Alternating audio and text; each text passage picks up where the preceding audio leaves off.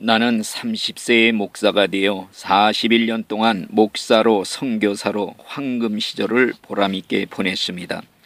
나는 41년 동안 목사 생활을 하면서 방언도 못하고 환상도 본 일이 없고 음성도 들은 적이 없습니다. 그런데 지금 와서 가만히 생각해 보니 하나님께서는 꿈을 통해 계시해 주셨다는 사실을 알게 되었습니다. 숨어 계시는 하나님은 꿈으로 나의 영혼의 줄을 건드려서 말씀해 주셨습니다. 하나님께서 보여주신 꿈은 마치 요셉의 꿈과 같이 세월이 지나도 잊어버리지 않고 어제 일처럼 생생하기만 합니다. 꿈은 하나님의 잊혀진 언어라고도 합니다. 꿈으로 지금까지 계시해 주신 하나님께 감사를 드리면서 일생 동안 내가 체험한 작은 경험, 여러분들에게도 신앙생활에 도움이 될 것 같아 소개해 드리려고 합니다. 나는 어려서부터 악몽에 시달리는 체험을 통해 교회에 다니기 시작했고 목사까지 되었습니다.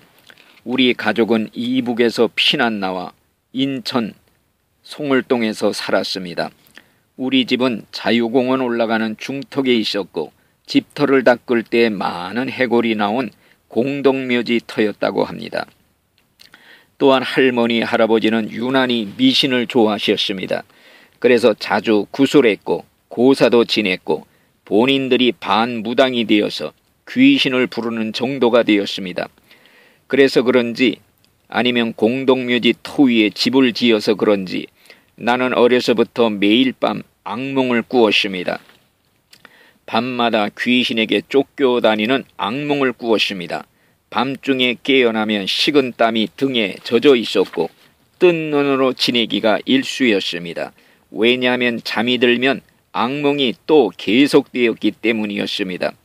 나중에 한 일이지만은 어머님과 고모님도 무서워서 꼭 껴안고 이불을 뒤집어 쓰고 잔 적이 많았다고 합니다. 그래서 어린 시절부터 교회를 열심히 다닌 것 같습니다. 악몽에서 깨어나면 시간을 몰라 새벽 예배 종소리 울리기만을 기다린 것 같습니다. 주일학교는 건성건성 다닌 것 같은데 중학교 때부터는 토요일 학생부 예배에 열심히 다녔습니다. 나는 중학교 3학년 때 세례를 받았습니다. 그런데 세례받은 그날 밤 지금까지 꿨던 악몽 중에 가장 무서운 악몽을 꾸었습니다. 지옥인 것 같았습니다. 머리 풀어헤친 귀신들이 일제히 내게로 머리를 돌리더니 벌떼같이 달겨들기 시작했습니다. 이 악몽을 끝으로 신기하게도 악몽이 깨끗이 사라졌습니다. 그러다가 가끔 옛날처럼 꿈속에서 귀신이 나타나 달라붙는 섬찟한 분위기에 빠질 때 내 입에서는 저절로 주여 소리가 터져 나왔습니다. 그러면 순식간에 다 사라져버리는 것이었습니다. 꿈속에서도 얼마나 기분이 좋은지 모릅니다. 어린 시절부터 예수 이름에 권세가 있다는 것을 체험했습니다. 그 후에도 잊을만 하면 또 악몽을 꾸곤 했습니다. 그때마다 예수님을 불렀습니다. 이제는 자신감이 생겼습니다. 더 이상 귀신이 무섭지를 않았습니다. 오히려 은근히 나타나기만 기다릴 정도로 여유가 생겼습니다. 예수 이름만 부르면 벌레 밟아 죽이는 것처럼 쫓아낼 수 있다는 사실을 체험했기 때문이었습니다. 체험적인 신앙은 절대로 흔들리지를 않습니다. 나는 고등학교 1학년 때 교회 학생부 회장을 했는데 이때 목사가 될 생각을 했습니다. 귀신이 제일 무서워하고 이를 갈고 진저리 칠 것이 무엇인가를 생각하는 중에 목사가 될 생각을 했습니다. 나는 결국 30세에 목사가 되었습니다. 목사가 된 후에도 가끔 악몽을 꾸었습니다. 목사가 된 후에는 그 악몽이 마귀가 꿈의 형식을 가장하고 실제로 나타나서 역사하는 것임을 알게 되었습니다.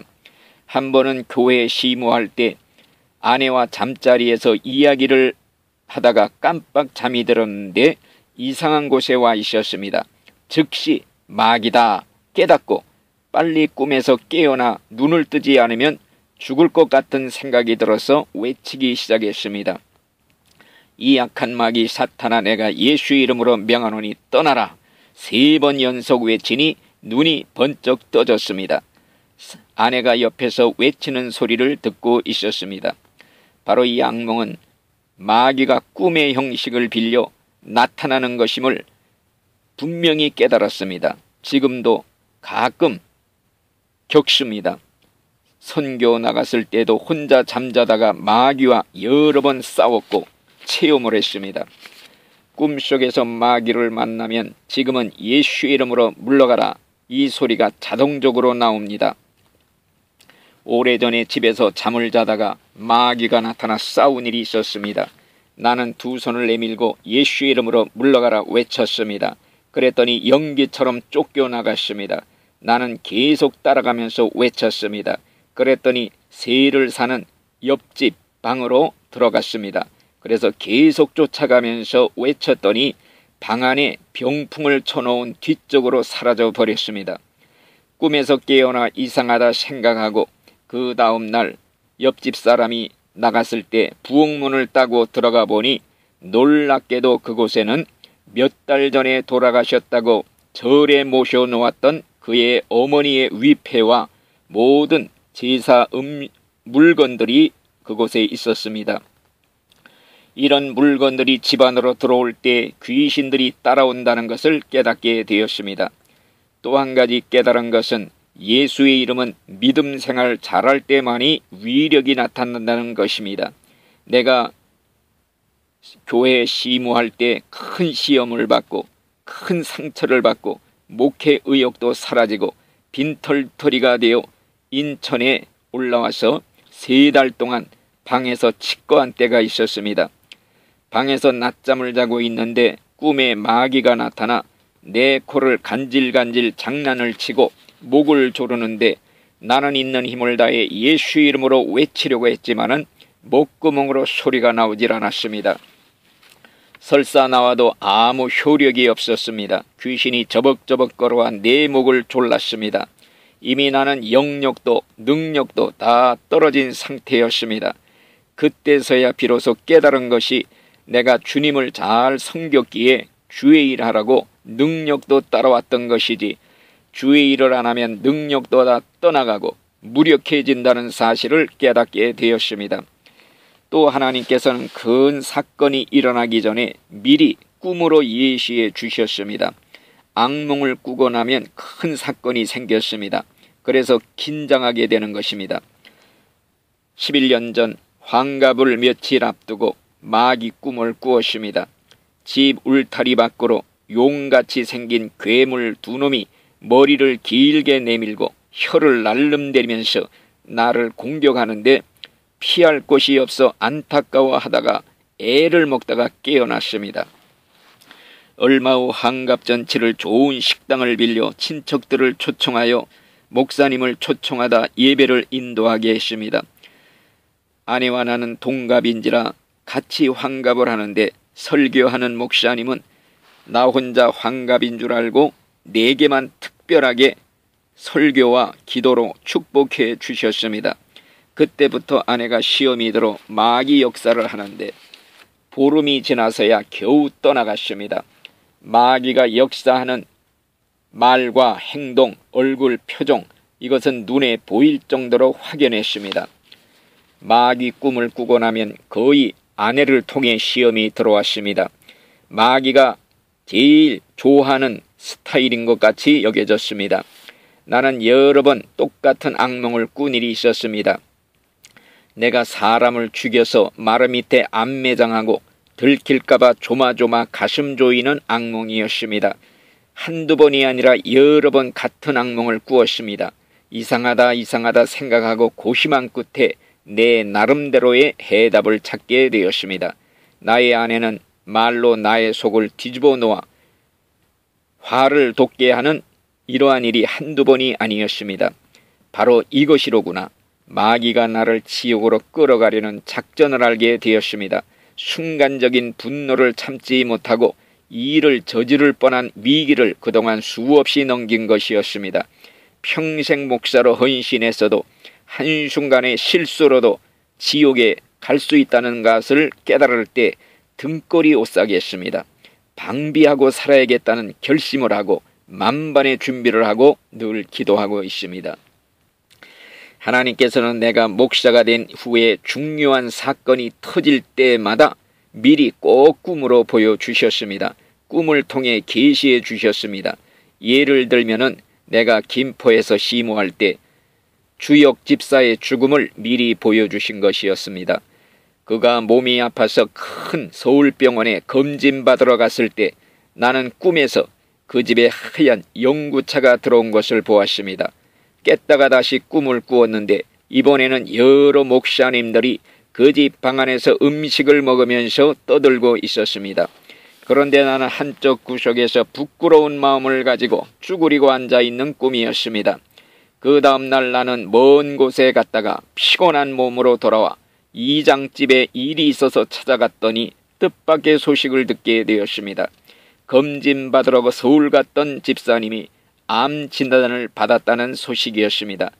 나는 지난밤 꿈 생각이 떠올라 가슴이 덜컥 내려앉았습니다. 그래서 안 돼 하면서 교회로 달려가 간절히 기도를 드렸습니다.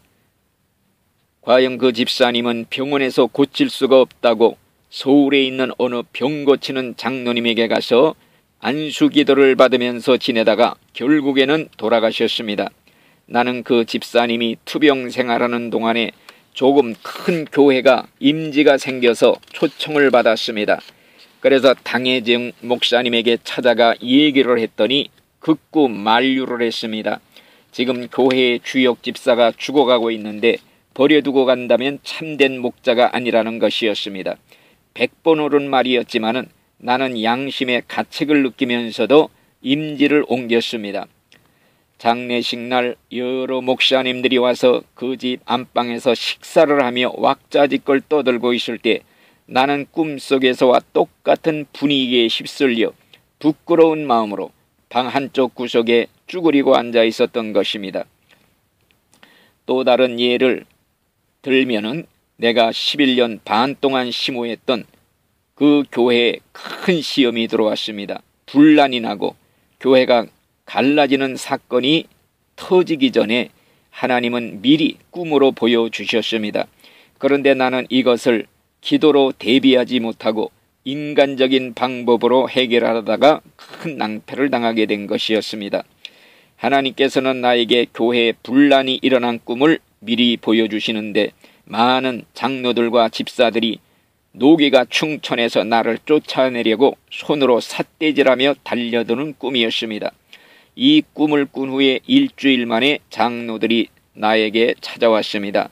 찾아온 이유는 교회에서 3년 반 전에 산을 3,000평을 산 것이 있는데 그것을 팔자는 것이었습니다. 그 당시에 주역 장로에게 팔자는 것이었습니다. 더욱이 3년 6개월 전에 샀던 그 가격으로 그냥 넘겨주자는 것이었습니다. 3,000평을 그 당시에 4,000원에 샀는데 그 당시 가격으로 그냥 넘겨주자는 것이었습니다. 이런 이야기를 듣고 나는 즉시 꿈 생각이 떠올랐습니다. 아, 꿈이 바로 이것이었구나. 두려움이 엄습해 왔습니다. 몸이 얼어붙는 것 같았습니다. 이 일을 관철시키려고 작심하고 왔는데 이를 거절했다가는 이곳에서 목회할 수 없을 것이라는 이런 사실을 직감했습니다. 그러나 이를 수락한다는 것은 평생 목사로서 양심의 가책을 받으며 살 것이 뻔한 일이었습니다. 이 문제를 놓고 기도하지 못하고 인간의 생각으로 2주 동안을 심사숙고 고민하다가 결국에는 무모하게 작심하고 내뱉은 한마디가 화근이 된 것이었습니다. 하나님의 재산을 사기 횡령에 먹으면 심판받습니다 하고 선포한 것입니다. 그 결과 엄청난 대환란, 2년 반 동안 지옥 훈련을 받다가 결국에는 교회에서 쫓겨나게 되었습니다.